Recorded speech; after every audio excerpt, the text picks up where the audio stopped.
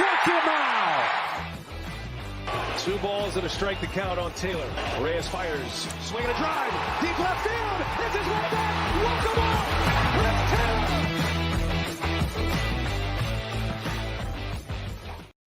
Hi, everyone, and welcome into another DodgerHeads live postgame show. My name is Matthew Moreno, and joining me tonight is Daniel Starkand.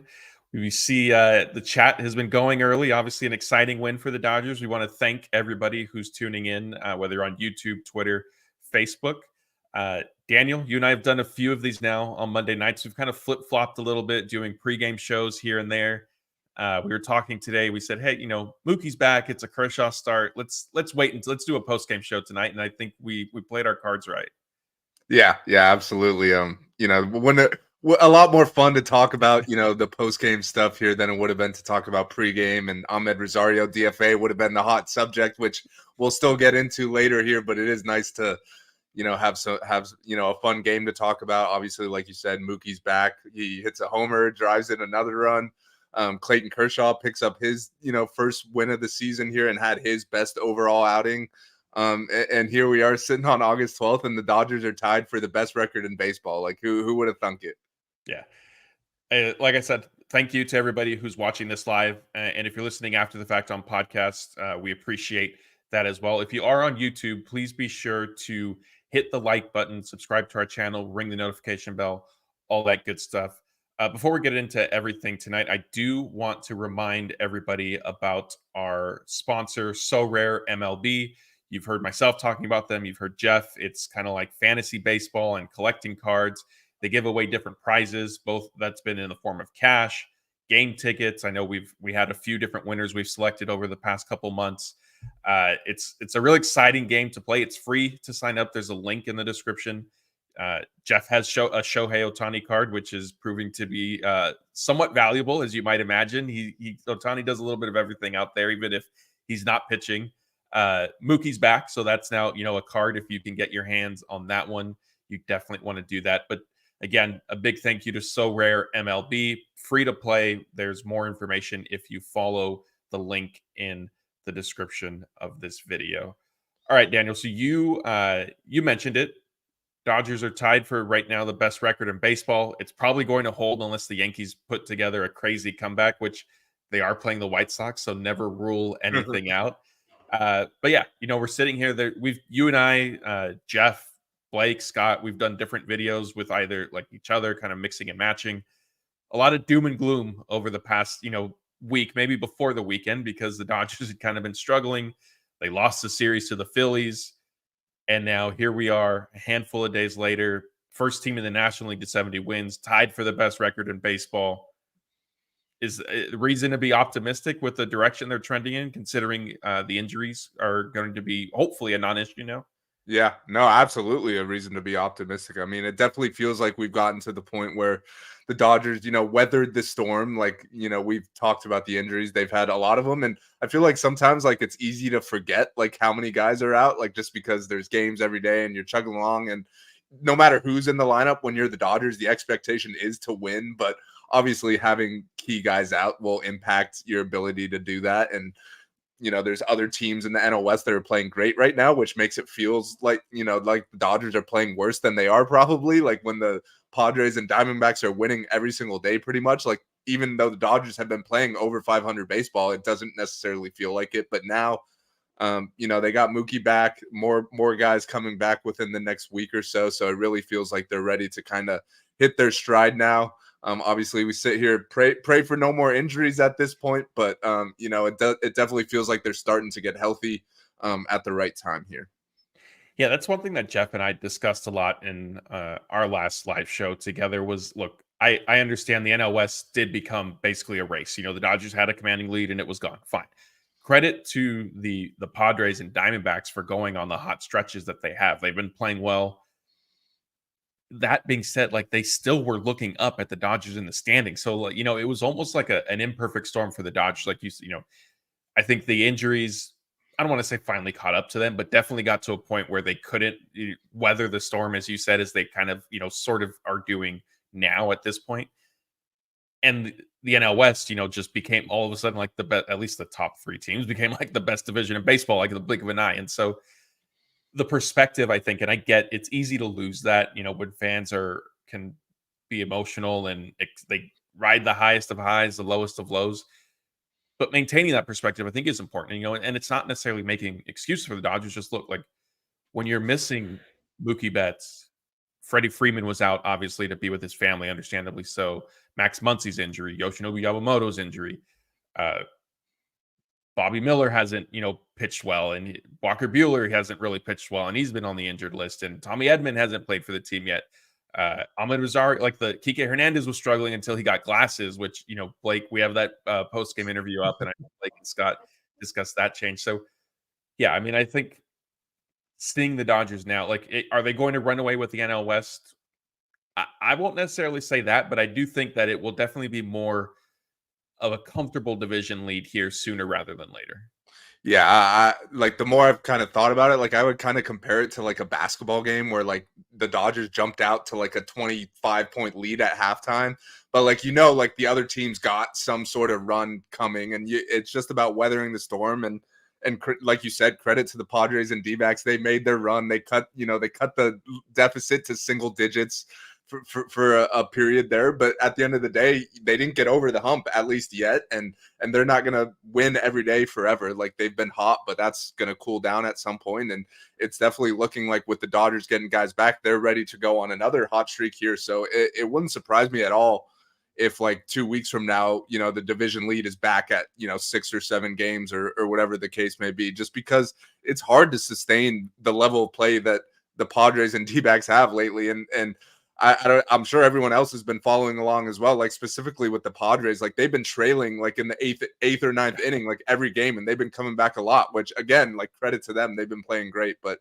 that just doesn't feel like it's going to last forever. So we're sitting here on August 12th, a lot of baseball left, of course, but like, it wouldn't surprise me if by the start of September, like, the Dodgers have a comfortable division lead again. And then at that point, it'll be about like trying to motivate yourself in the last month or whatever. Like, it's kind of, which one do you want? Like, it's almost might be better if they have a close division race, but we'll see how it plays out. But it's definitely trending up for the Dodgers right now. Yeah. And one of the reasons it's trending up, we've mentioned it, is obviously Mookie Betts being back from the injured list. Hitting second in the lineup, a change for him. Back in right field, another change for him. Struck out in his first at bat, kind of lost his footing. Looks, I didn't make much of it. I honestly wasn't expecting very much from Mookie. It's his first game back. He didn't go on any sort of rehab assignment, just took simulated at bats, faced some live pitching last week. Then in the third inning, turns on a pitch, 2-run homer. Later in the game, poked a single into right field for a 2-out RBI base hit. Credit to Ohtani for drawing that walk, stealing the base, getting in a scoring position. But then Mookie coming through, seeing first, just Mookie being back. I don't want to ask you like how big of a difference is that, because I think it's self-explanatory. But like, how big of a difference is he going to be in just everything? Like, not even his production, but just what it does to the rest of the lineup as well. Yeah, I mean, I think it's easy to forget that he was like the betting favorite to win MVP before he went down, even ahead of Ohtani, like, at that point. And part of that had to do with him playing shortstop and being willing to do that for the Dodgers. Now he's back in right field, which, by the way, there was a play out, like the first play out there is a ball off the wall that he plays perfectly and holds the guy to a single. So I think we could put to bed any like issues of can Mookie play right field? Like, I think he's got some hardware out there, so I think he'll be okay.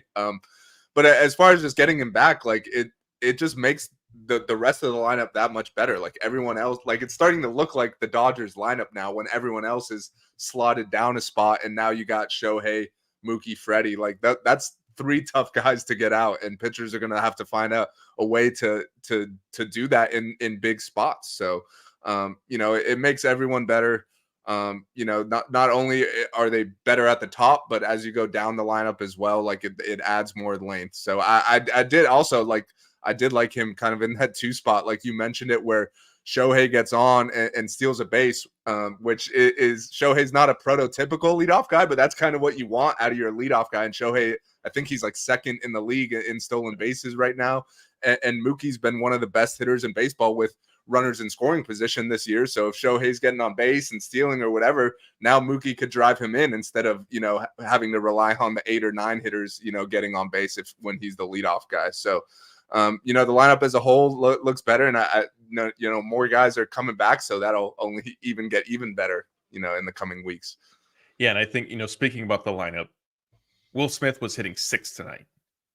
And I know that he's been struggling. I know he's going through it, but it's still like if Will Smith was to, hit a home run or hit an RBI double or drive in a couple guys tonight, like nobody would be all that surprised because at the end of the day, like he still is Will Smith. He still does have that potential. He was hitting 6. And I know that that's not always going to be the case. Some of that I think is a byproduct of just his current struggles and the Dodgers kind of liking to go, left, right as much as they possibly can.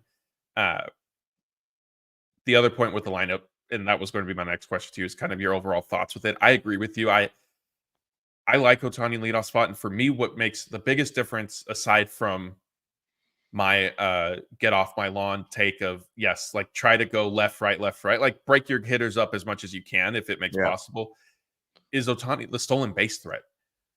Mookie can run, but and he was doing a little bit more this season than I think compared to last year and the season before that. But Ohtani, like you said, I mean, unfortunately, Ellie De La Cruz exists, and so Ohtani's not going to lead the National League in stolen bases, but he very quickly is closing in on a 40-40 season. He may threaten, I think, 50-50, maybe, but definitely 40-40. And so to me, that's, I think, is the biggest difference is, Ohtani, whether it's a walk like we saw tonight or just I don't want to say just a single, but a single, the ability to steal second base, then all of a sudden that becomes a completely different situational at bat for Mookie.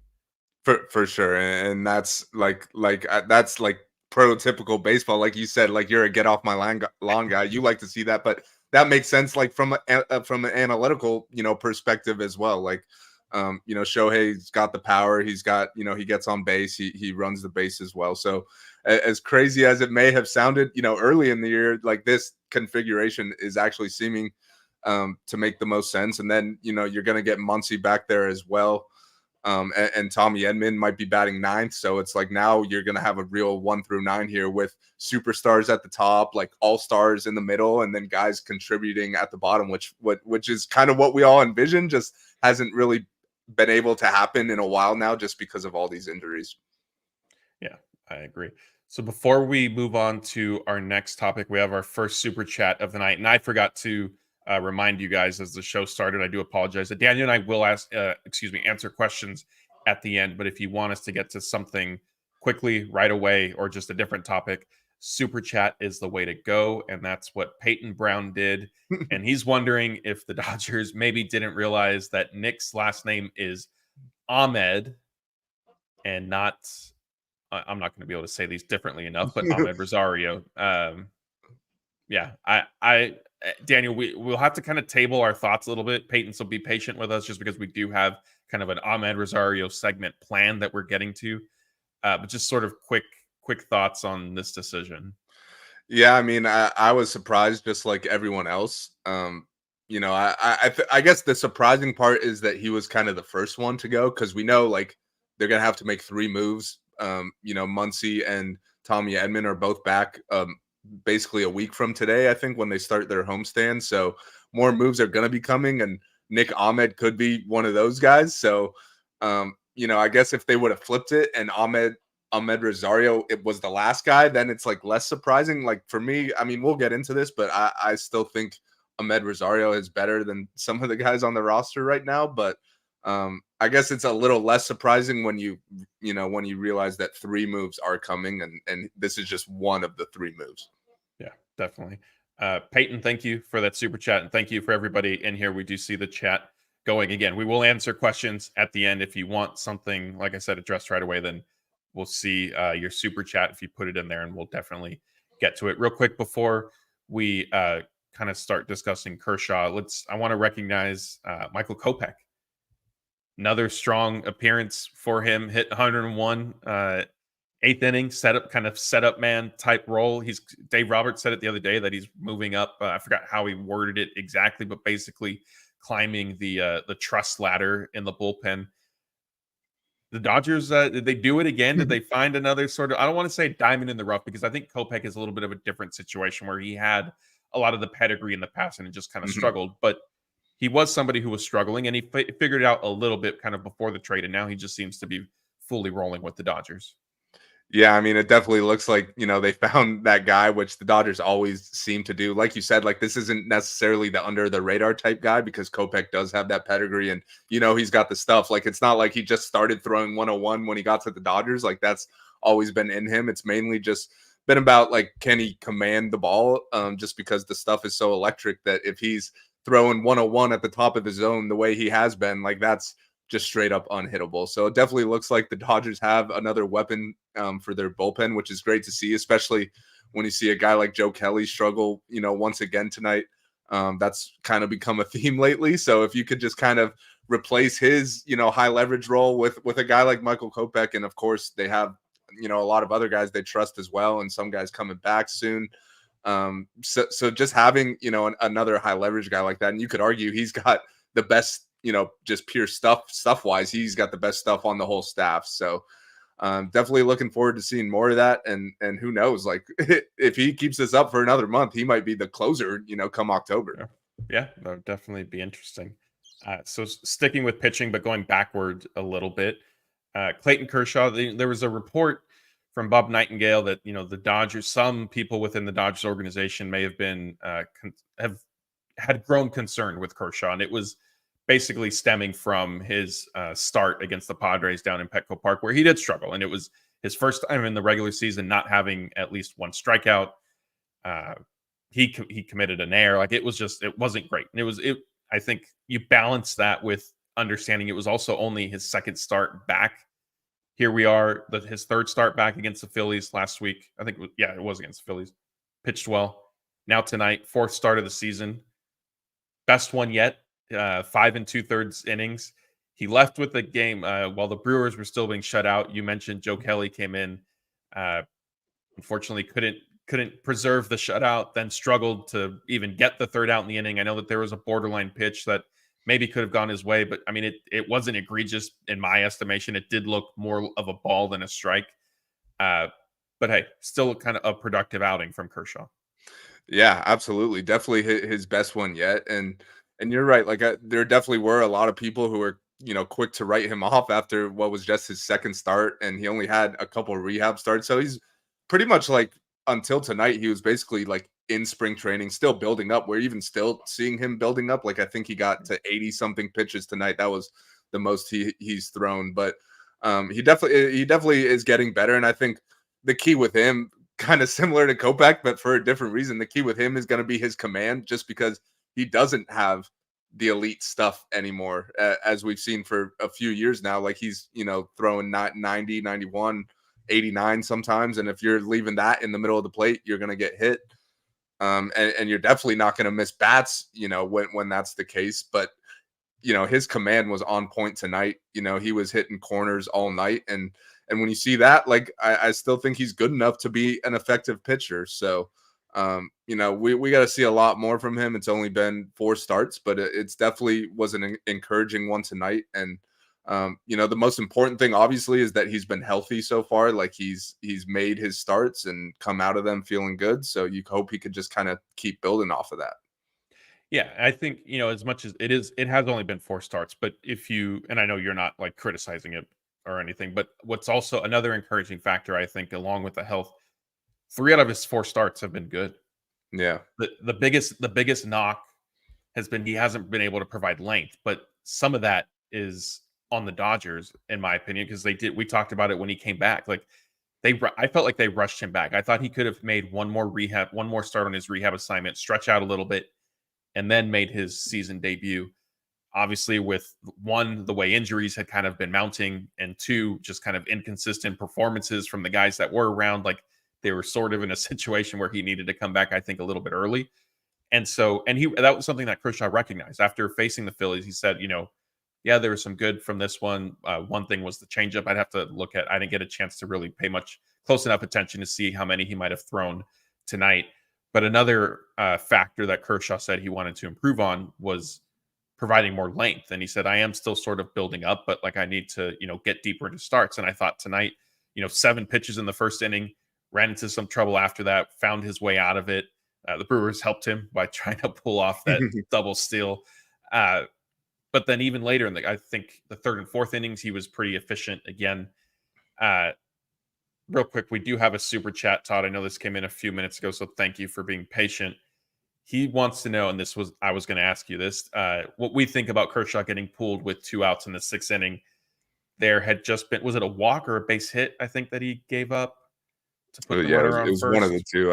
I think it was a walk. I think so. So anyway, the guy reached with 2 outs. Kershaw was at 83 pitches. Mhm. And here comes Dave Roberts to not only bring the hook, but he's going to Joe Kelly. Yeah. If you can try to separate those two, did you agree with just the decision in a vacuum to take Kershaw out at that point? Yeah, well, first of all, it feels like Dave has been doing this a lot lately, and it's usually with some of the younger guys. But look, like if he's on a pitch count and still building up, like then it makes sense. But if they were just basing it off of like he looks tired, he looks done, like he's not as effective as as he was in the earlier innings, then I would disagree with that. Like I thought he could have got one more out pretty easily. Like I know Contreras was a really good hitter coming up, and that probably played a factor as well, a right-handed hitter. But obviously, it's no guarantee that you're going to bring in the reliever and he's going to get the job done, as we saw. But I would have liked to see Kersh get through 6 there. He could have, if he gets the out himself, that's 6 shutout innings, which would have been great to see. But at the end of the day, they won the game, so I'm not going to sit here and criticize them too much. Like they had a 4-run lead. Joe Kelly gives up a homer. It's a 2-run lead. The rest of the bullpen, did their job, so it ended up being okay. But we have seen other games where he has had the quick hook and it's come back to bite them. So me personally, I would have left him in. But if it's a pitch count scenario where they don't want to rush him, and get him up to 90 pitches or whatever it would have been, then I understand that. Yeah, I think that's well said. I mean, looking at Kershaw's game logs before tonight, he threw 72 pitches in his first start, 83 against the Padres, 81 last week against the Phillies. What I say, I think he finished at 83 tonight. So Yeah. My guess is that there is probably a little bit of a soft pitch count still in place of somewhere between 80 and 85 pitches. And all of that being said, obviously you don't know what could happen. Like any hitter could all of a sudden string together at 10, 12, but they're not common, but they could happen where, had Kershaw been left in the game, what if Contreras stretches that out to a 12 pitch at bat? Now you're looking at a scenario where the Dodgers they didn't want Kershaw throwing that many. Do they go and make a pitching change in the middle of the at bat? Like it could get a little funky. Mm-hmm. All of that being said, I think I probably would have taken my chances with just letting Kershaw face Contreras. Contreras doesn't strike me as a very patient hitter who's going to grind out a really long at bat. I think he would have either hit a home run off Kershaw, which he ended up doing anyway. And if he does that, then hey, bring in Joe Kelly with the bases empty at that point. Tell him, really go after this guy. Like just get the third out. But yeah, I mean, like you said, I think there were other factors at play. Ultimately, the Dodgers did win, so it's not necessarily reason to be up in arms completely with Dave Roberts. I think if you want to say it's a little disconcerting because of his history and success or lack thereof, I think Nomo Fomo said that he's missed on more than he's hit with some of these calls. I think some of that might be a little bit of recency bias. I think there have been other times earlier in this. It's a long season, but I think there are times earlier in the year where he did make a pitching change and it worked out. I know it happened, honestly, not that long ago, actually, maybe like a week ago, 10 days ago, where every pitching change, like it was, I forgot what starter went like 5 innings. And then Dave went with one inning per reliever after that. Oh, it was against the A's. I forgot which of those games, but every pitching decision was hitting and panning out. And so I think it's always easier. It happens to me too. Like you remember the ones that don't work out, but there have been times where I think Dave has quote unquote made the right decision. Yeah, for sure. I think it's definitely easy to go just unnoticed when it works out correctly. That happens, most of the Dodgers have won 70 games this year. Like that's the case in most of them. So it's definitely easier to criticize when it goes wrong. And sometimes you make the right decision and it still doesn't work out. Like, but I will say, like on the Joe Kelly subject, we haven't really talked about him much, but with the emergence of Kopech and some other guys, coming back, he's kind of under the microscope now. This is a few outings in a row now that he's kind of struggled. I think they said a stat on the broadcast that he's had 14 inherited runners in his outings this year, and 8 of them have scored. So that's kind of not, his role has typically been to come in with a couple guys on base and get the big strikeout when you need it or whatever. So if he's not going to, be able to do that, then he's going to continue to drop in the pecking order. And who knows, like by the time the postseason comes around, he might not even be on the roster. Yeah, I think that would surprise me a little bit, but I definitely can see him, like you said, moving down the list, especially, Ryan Brazier's due back this weekend during the Cardinals series. And I don't think he'll necessarily like be thrust into high leverage right away, but if he puts together a couple scoreless appearances right away, right off the bat, then I think he'll quickly move up the ladder. That'll be something to kind of watch. All right, let's get into the big topic now that I know everybody has been discussing. And with Mookie Betts coming back, as much as the Dodgers welcome that, they're facing a roster crunch. Like there's no two ways about it. We've been discussing this for several weeks. There's been some clarity recently with comments made by Dave Roberts.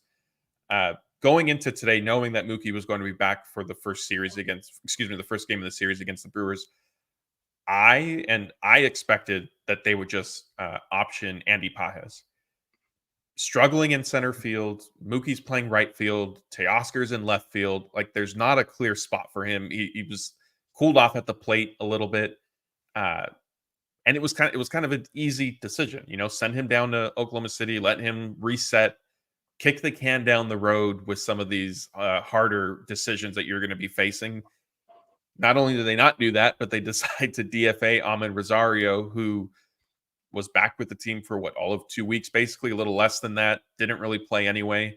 I know you kind of answered this earlier when we had our super chat, but what would you, if you were, I gave my answer, maybe you're going to end up having the same one. What would you have done to get Mookie back onto the roster today? No, yeah, and we talked about this like a week ago, and that was kind of what we came up with, was that they would option Pages just because, like you said, with Mookie playing outfield, there's less spots there, and Pages is still like a young developing player. He's not someone you just want glued to the bench every day. Like if he's not playing up here, then he should be in AAA at least until September 1st or whatever, getting every day at bats. So that to me seemed like the obvious move. But like you said, though, like Rosario just wasn't getting playing time. And I know a lot of us have kind of been wondering like why that was the case, just because if you look at the numbers, he's actually having a good year, and he's shown that he could kind of hit both righties and lefties. He's got some versatility, and they went and got him at the deadline. I know it's not like they gave up really anything, if we're being honest here. Like they gave up a pitcher that they signed to a minor league deal. So they didn't lose like a prospect or anything. So it's not upsetting from that standpoint. But, it definitely felt like there was a role for him on this team, like whether that be as a platoon partner with someone like Gavin Lux at second base. Like, Gavin's struggled against lefties this year. So that could have been a spot right there, or somewhere in the outfield. So it was surprising from that standpoint. But when you look at the way they were using him, it's not surprising, like, considering he wasn't playing at all. And kind of reminds me of like Michael Busch last year, when it was like they weren't calling him up, and then when they did, they weren't playing him. So it's like he is not in their future plans. And lo and behold, they ended up trading him in the offseason. So they do kind of like telegraph how they feel about some guys with their playing time. But I was, when they got Rosario, I felt like there was a role for him, and it just kind of never materialized. Yeah, I think Rosario and Edman seemed a little redundant to me, and so I was surprised that they acquired both of them. Looking back, like the only thing I can sort of think is, one, like were they not sure? I wasn't fully convinced. I know Jeff was pretty strong on this possibility. I think Blake, I'm not sure about you and Scott. I didn't think that they would DFA Kike Hernandez even before his turnaround. But like maybe that is something that they were considering, and they didn't know, how much could they really count on him, and if like would he have been DFA'd had he not, gone to the optometrist to get some eyeglasses that have now corrected things for him. But yeah, I mean, like Rosario on the surface, yes, good addition for the team, but when you then layer in Edman and then even Kiermaier, like I couldn't see where they were ultimately going to play all these guys. Is it, like I said, if it wasn't maybe concern about Kike, was it they didn't know if this miracle chiropractor was going to fully solve Max Muncy's issues. And if he wasn't going to be coming back, then there's your answer. Like Rosario can play third base. But yeah, I mean, just a really strange situation. And I know that Dave was asked about it multiple times, and we have some of the videos up when that thing was brought, when the topic was brought up, and he kept saying Rosario is a platoon player. That's why we have him here. But like you mentioned, Rosario's stat, like he was hitting everybody. And when comparing him to the other guys that the Dodgers had been trotting out there up until, Freeman was able to come back, and now Mookie's back before Kike's turned around, like Rosario was much better than them. And so it never really made sense. Yeah, I'm with you on Kike. Like, as bad as he was, I don't think like there was ever a DFA like possibility in there. Maybe if it like continued really bad for like another month, but he's obviously beloved within the organization, and like even when he's doing bad in the regular season, he still has that postseason pedigree. And we saw, like, even going back to last year, two guys they got at the deadline were Kike and Amed Rosario, and one of them made the postseason roster, one of them didn't, and Kike was the one who made it. So he was kind of, and it's not like he had a good year last year either. So like even when Kike was going bad, he still has that standing within the organization. And I have seen some people ask, like, why not Nick Ahmed? And my response to that would be like, let's just give it a week here and we'll see if he survives the next wave of cuts that are coming when Muncy and Tommy Edman get back. But yeah, I mean, it just, like you said, with Dave Roberts saying he's a platoon guy, like that never really made sense to me, but that's clearly how the organization, felt about him. And I also wonder, like, maybe, Amed Rosario went and talked with, the front office or whatever and said, hey, like, this isn't working out. Like, I know there's a chance I'm going to be cut. And if you guys want to go ahead and do that, like, that's fine with me. And now he could catch on with another team, I guess. I don't know. Like, I don't know if they were planning on keeping him the whole year. I don't know if you just say, all right, like, we'll accommodate your wishes. But if they were like, we're going to DFA him in a week anyways, like, we'll do you that solid of being the first guy instead of the third guy or whatever. But who knows? Like, it's kind of a weird situation overall. Yeah, that's a good point. I mean, maybe that ended up being the driving factor, because I don't even, like you said, the Dodgers have multiple, like this. Rosario's not the first, and he's not going to be the last. Like there are more guys coming down the line that are going, and they know that. Not only, again, I felt like they could have kicked this can down the road by sending Pages down to OKC. And then if you wanted to do DFA right now for whatever reason, if you compare like Rosario to Nick Ahmed, and I know Nick Ahmed has had some nice moments. He's probably not probably, I think he is more of a pure, like, kind of shortstop, which they do need at this point because they don't, at least for now. I think Miguel Rojas will start every day in the playoffs, but it's a matter about getting the veteran that Miguel Rojas is to the finish line healthy at this point. Yeah. I still probably would have done Nick Ahmed because, yes, you have target dates for Max Muncy and Tommy Edman, but unfortunately, as we've seen this season, as we've seen in years past, the minute you start like, oh, this guy's definitely coming back and planning on that stuff, that's when stuff goes awry. Like, so now, like, if, knock on wood, I'm not wishing injury on anybody by any means, but if something does happen, then what? Like, are you going to look back and think, oh, I wish we had Amed Rosario? But then, to your point, was it him at this moment right now? Because maybe he did say, hey, like, I know I'm not really playing. I know I'll probably get cut at some point anyway. Like, can we just get this over with now so I can move on? I guess that's a possibility. I have seen some comments both in the chat and on Twitter about Jason Hayward. Again, like I told you, like, I think you were on. I think we were when we did the I forgot we did the kind of emergency live show because of River Ryan on that one. Like, Hayward's not going anywhere. The only place Hayward might be going is on the injured list if they decide his back is bothering him. They're not going to cut him. Yeah, no, for sure. And he's a clubhouse presence as well. So, like, even if he's, like you said, if he's not a guy that's going to be on the postseason roster, you just throw him on the IL, let him hang out in the dugout to finish out the year or whatever. But yeah, I mean, kind of just lost my train of thought if we're being honest. But I think, what I was going to say is now the fact that they DFA'd Amed, like, they might have to see him down the line now. Like, who knows where he's going to end up? Could be the Padres. Like, I'm sure there's a team out there that could use a guy who's hitting 300 this season with good speed and could play 4 or 5 positions. Like, that's that's kind of my fear, and why like I was not, necessarily on board with it, is now he could end up somewhere else, and now you might see him down the line.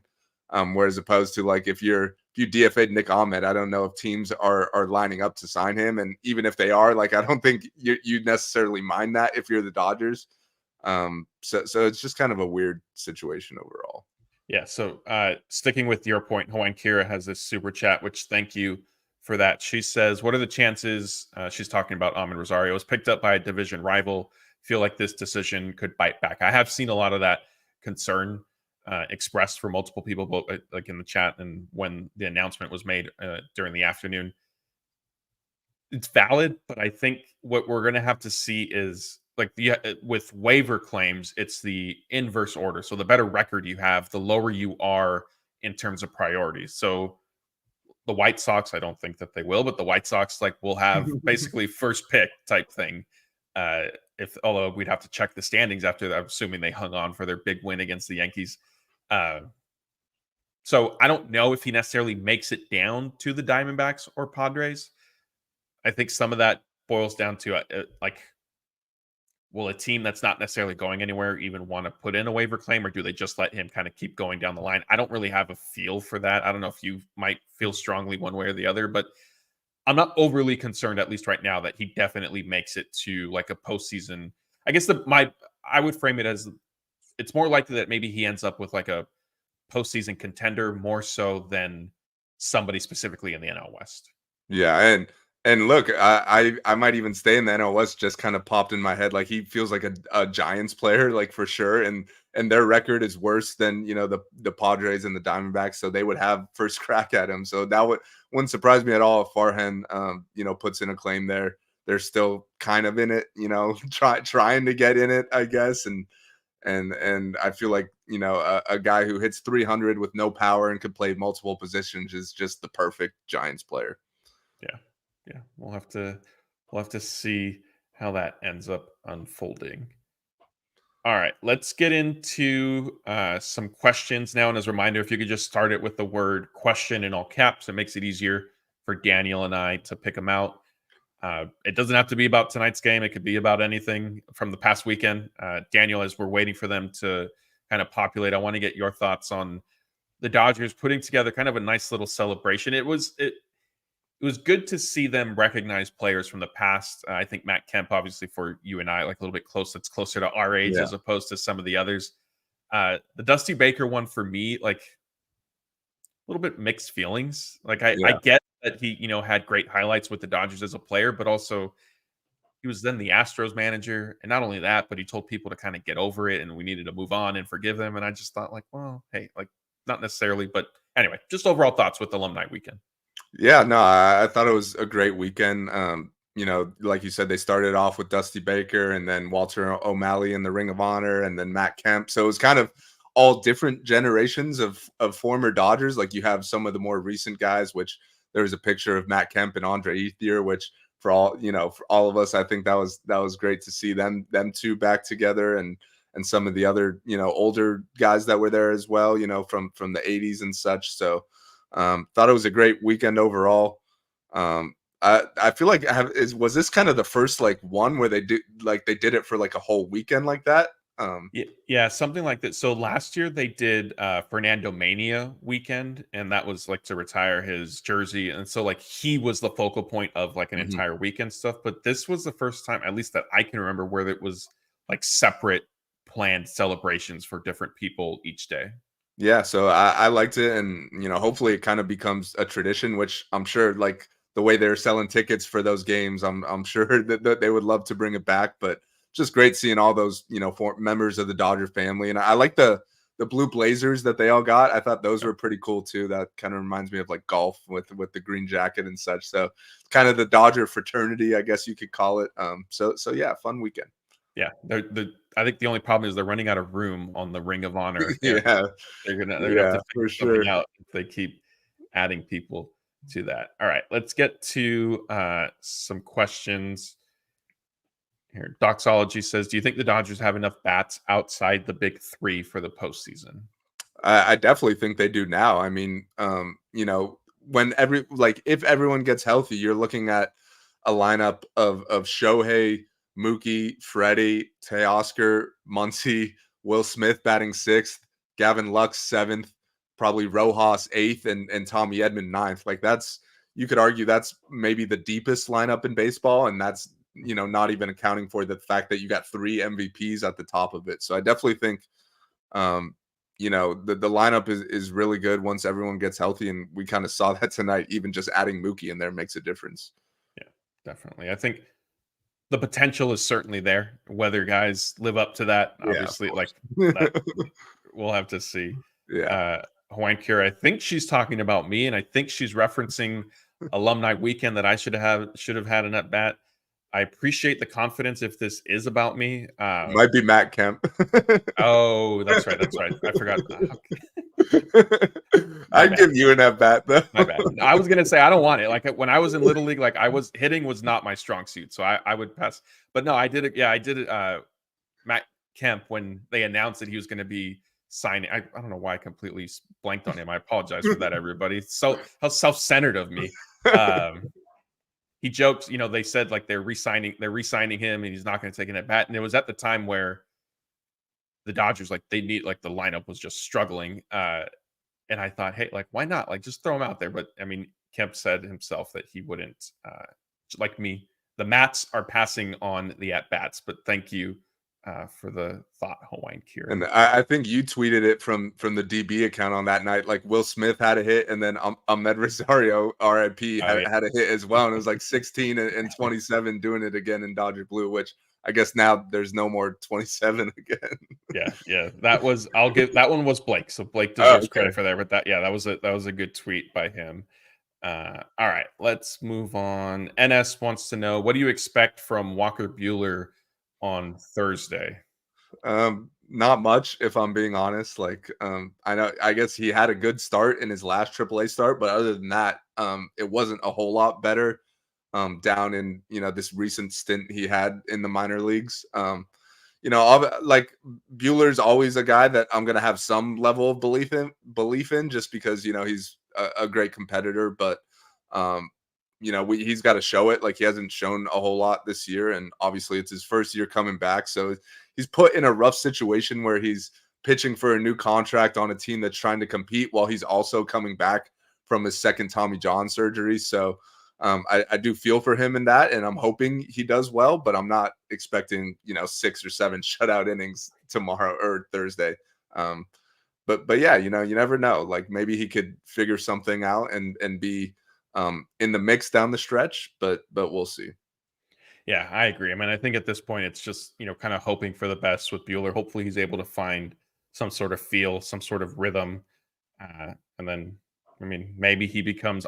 What's going to be interesting for me is what it means for the playoffs, because he's been open about not being comfortable pitching out of the bullpen, and that obviously is before he had a second Tommy John surgery, and so maybe he'll kind of reevaluate things and feel like if that's how he needs to contribute, then fine. But also, I don't know if the nerds are going to love this. If his stuff doesn't play up well enough for the bullpen role, then that might not be in the cards either. So that'll be kind of interesting. But I'm with you. Not fully counting him out, but also not banking on yes, he's going to get to a point where it's 6 or 7 innings each time out, and it's a quality start and all that stuff. So time will tell.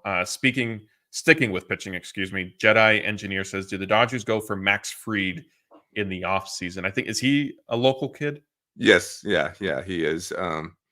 Yeah, I mean, it's a possibility. I would say we're going to have to see about starting pitching. Like there's a lot of question marks, I guess, but in theory, like the River Ryan injury could affect some things, and all these other injuries. But in theory, you have Shohei's coming back, Dustin May is coming back, Tony Gonsolin is coming back, Nick Frasso is coming back, and that's on top of Yamamoto is coming back, and then you have Glass now locked up. You have Bobby Miller, who should be back in the mix. Gavin Stone will be in the mix again. Wroblewski will be in the mix again. Landon Knack should be in the mix again. They might trade from some of these guys, but there's definitely a lot of depth in place. I see in the chat someone bringing up Roki Sasaki as well. Like who knows if he even gets posted, but if he does, I'm sure the Dodgers will be in the mix there. So I don't know if they're, Clayton Kershaw, of course, like I think he might have like an option or something that he might pick up, so he might be back as well. So with all of that being the case, I don't know if they're going to go out and give a Max Fried $200 million or whatever he's going to be looking for. Like they might just add a depth type starter on a 1-year deal and go with the other options they have. So I'm not expecting it, but at the same time, it's the Dodgers. You can't rule it out. Hometown kid, similar to Jack Flaherty. But I guess just the fact that they got Jack Flaherty in the building right now, and if he continues to do well down the stretch, I would say it's more likely they just re-sign him instead of going after someone like Fried. Yeah, I agree. I think if they're going to spend any money, and it is dependent on Roki getting posted. Indications have been that it is going to happen, but I mean, I don't know. We'll see. But if he is, I think that's definitely where the Dodgers will choose to kind of spend their money. And if not, then to your point, maybe Jack Flaherty is somebody that they re-sign and then just, add him to kind of the different other pieces that they have. I'm a man. Cheetah says the playoffs started tomorrow and everyone's healthy as projected with Glasnow, Yamamoto. Flaherty is the top 3. Who's your 4th starter? Kershaw, Stone, Robleski, Miller, or Buehler? So we've talked about this, and up until this past weekend, the answer for me was River Ryan. Like the way he was kind of emerging, I thought he had a good chance there, but with him gone, I think right now, like Clayton Kershaw is in the pole position, as they say. I'm in the Olympic mood, I guess, still. But, coming off the start he had tonight, I definitely think he's like it's his job to lose. We still got a month and a half here, so a lot can and will change in that time. But if he could continue to progress, like I don't think they're going to tell Clayton Kershaw, you're not in the rotation in the postseason if he's pitching well. Yeah, I agree. All right. We do have a lot of good questions here, so I want to try and get into them. So apologies. We might go a little bit of kind of rapid fire. Mixmaster Mike says, do you think Chris Taylor comes back this season? If so, who is he replacing? I do think Chris Taylor will be back. Dave Roberts said recently, like something to the effect of he's still weeks away. My read on that is basically they have told Chris Taylor it's been a little bit of a rough season for you. Take your time. Active rosters expand September 1st. We have a little bit of a roster crunch anyway. That'll make it easier on us if we just know that you're not coming back until September. And then at that point, he's not really technically replacing anybody because he's just added to the roster. So no, I agree with that. Don't really have anything to add there. Let's see here. TQT wants to know, is this just a lost year for Bobby Miller? We had such high expectations for him, and he's been a complete 0 so far. That's how it's looking. It's not like he's gone down to AAA and looked like an ace all of a sudden. Like the struggles have continued, and he missed a lot of time with the injury, so that could have something to do with it. And sometimes you're just out of sync, and it could last for a whole year, like mechanically or command wise, like all these. A big guy like Bobby Miller, everything has to be in sync for him to be successful. So I still think long term, like he could get back on track, and I still expect that to be the case. Like the talent hasn't gone anywhere, but like we're running out of time for this year at this point, and we're also like there's a lot of other quality options, so it's not like they're starving for starting pitching where it's like, hey, let's call Bobby back up and give him another chance. Like definitely until those results improve in the minor leagues, we're probably not going to see him again this season. Yeah, I think he's almost been the victim of circumstance a little bit. Because remember last year, like as much as Bobby Miller was the hype prospect and, he was on different lists and all that, the velocity, Gavin Stone was touted as being more polished and MLB ready. And we saw that happen. Bobby Miller's debut happened when it did because they were dealing with a bunch of injuries. Mm-hmm. If that wasn't the case, who knows how much of a run he has at the major league level last year. To his credit, like he did perform well. There were some growing pains. It obviously didn't end very well for him in the NLDS. And I mean, we can't fully hold him accountable. It didn't end well for the Dodgers, period, and most of their pitchers. But I think it almost like then set, and I was a victim of this too. Like I fell into this trap of almost expecting a little bit too much, maybe too soon out of Bobby Miller. Like he might just need a little bit more polishing. Because like you said, it hasn't been great for him down there in OKC. Let's see here. Christopher wants to know, should we have Henriquez called up and compete for a playoff spot against Joe Kelly? Then whoever pitches the best between the two gets a playoff spot while the other is left off. I think this is obviously a little bit tongue in cheek of having Right. them literally go head to head, but Henriquez is a name that's been floated out there by different prospect gurus, if you will, and reporters as being somebody to sort of watch. He was compared to, I forgot who's the pitcher from the Phillies that did like a similar rise and made his MLB debut, I think in the playoffs or something 2 years ago. Orion Kerkering.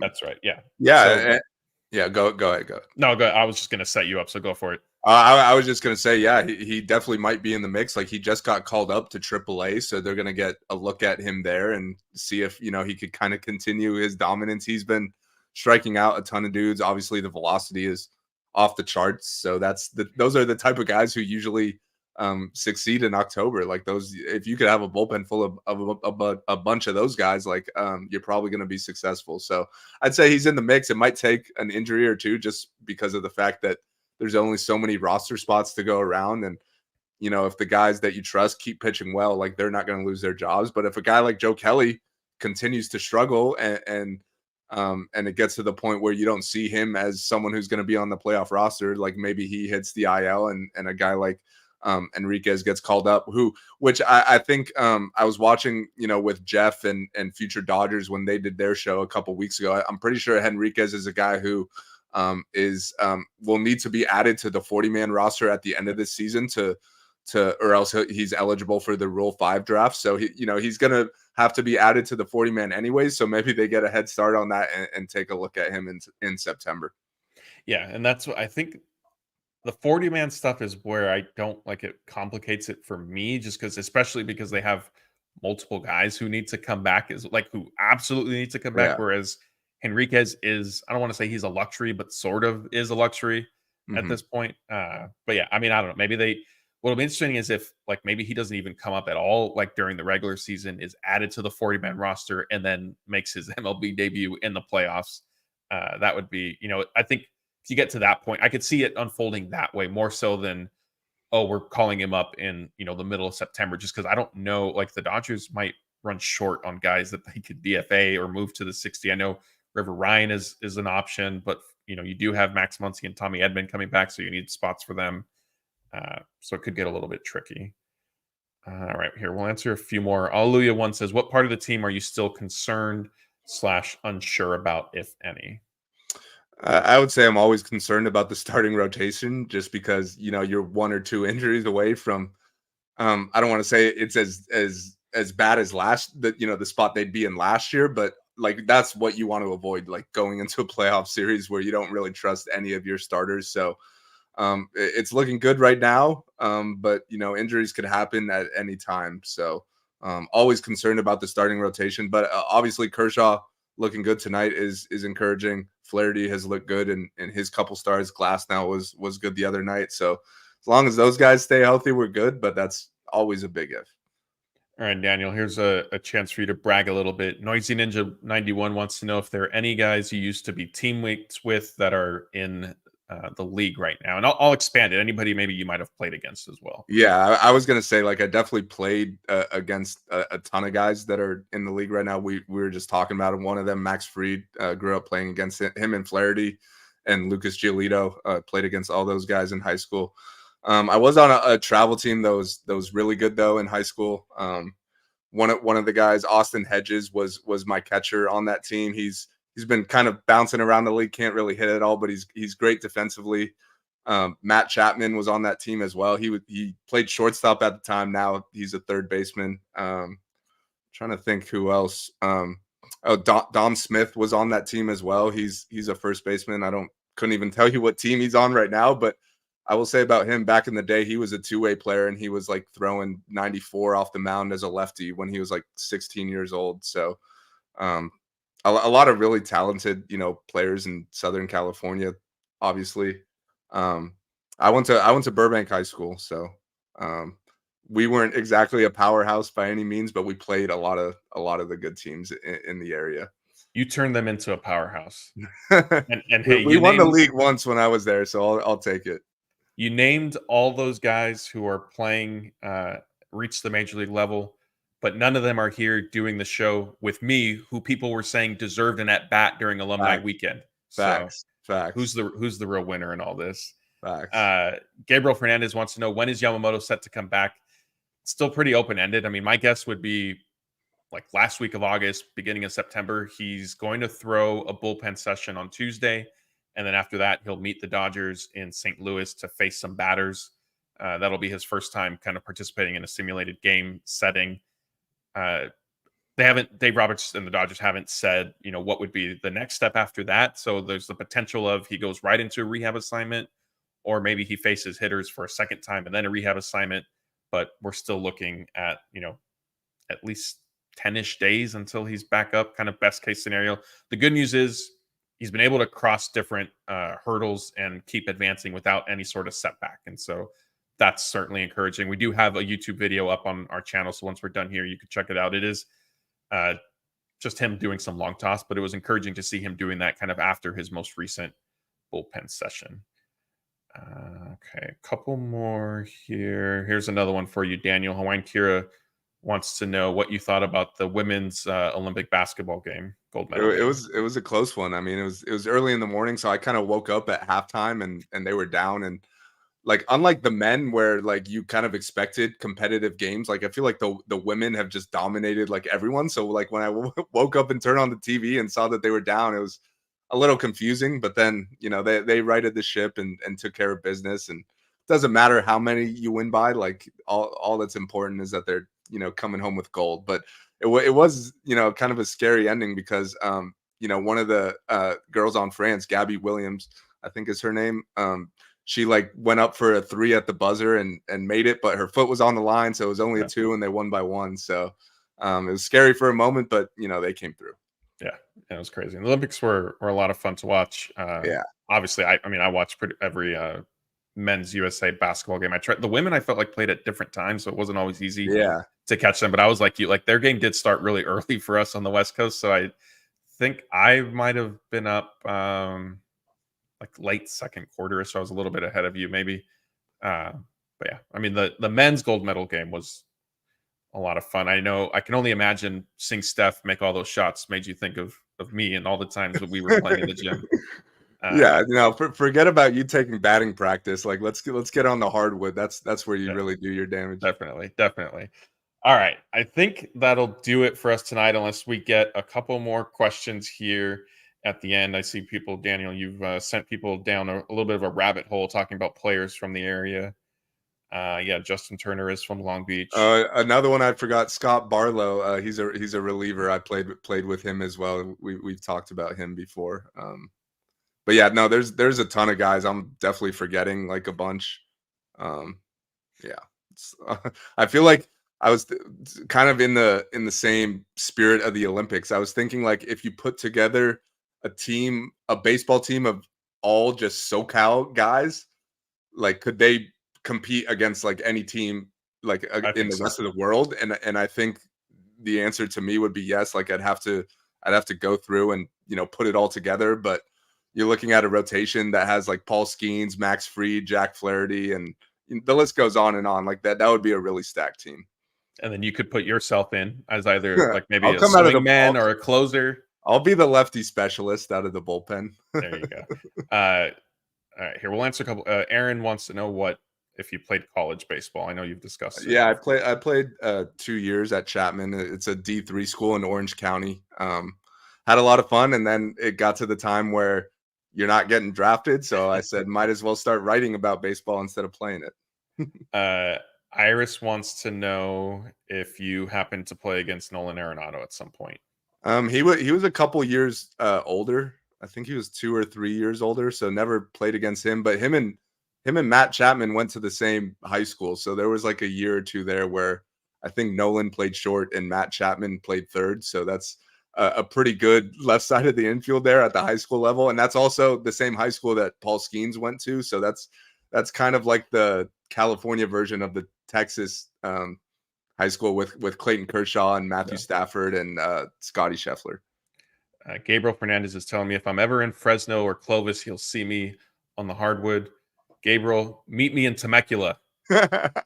Hopefully you get the reference, and I mean it in a much more friendly manner than perfect than that going viral. I will say, Gabriel, like, you better come correct if you're challenging Matt to a basketball game, because he could shoot. Here, let's Dodgers get back onto baseball really quick. Do the Dodgers still win the division? I mean, yes, I think so. Like they Yeah. haven't lost their lead yet. I know we talked about it earlier that it got a little concerning, but as great as the Padres and Diamondbacks have been playing, they still have been chasing the Dodgers, and so I anticipate the Dodgers will play better than they have as they got Mookie Betts back now. Max Muncy is around the corner. Tommy Edmonds around the corner. Freddie Freeman was also gone. He's been back. So I imagine that things should stabilize for them a little bit. And so, yes, Daniel and I both see them, shocker, winning the NL West. Let's see.